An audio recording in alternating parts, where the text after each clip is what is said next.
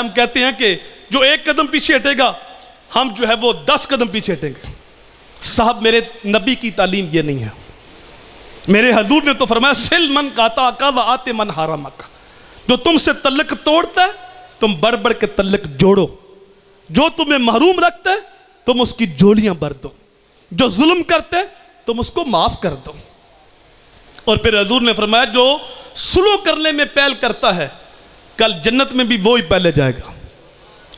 حضرت امام حسین اور حضرت امام محمد بن حنفیہ دونوں کی آپس میں شکر رنجی ہو گئی.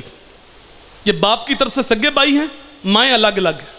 حضرت امام حسین سیدہ فاطمہ کے صاحبزادے اور حضرت امام محمد حضرت حنفیہ کے بیٹے.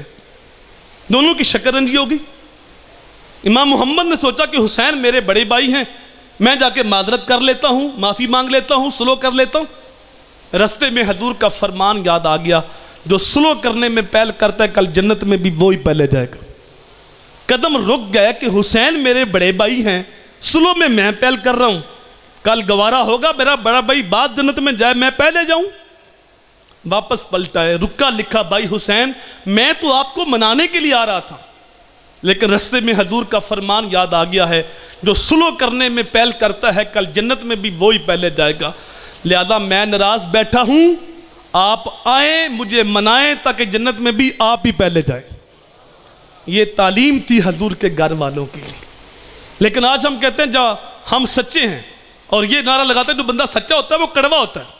یہ ضابطہ پتہ نہیں کہاں سے لیا. میرے حضور سے بڑھ کے زمانے میں سچا کوئی نہیں اور میرے حضور سے بڑھ کے زمانے میں میٹھا کوئی نہیں. حضور صلی اللہ علیہ وآلہ وسلم نے ہمیں حسن اخلاق کا درس دیا. میٹھے بول، درگزر، معاف کرنے کا مزاج بناؤ. جو اللہ کی رضا کے لیے معاف کر دیتا ہے اللہ اس کو معاف کر دیتا ہے.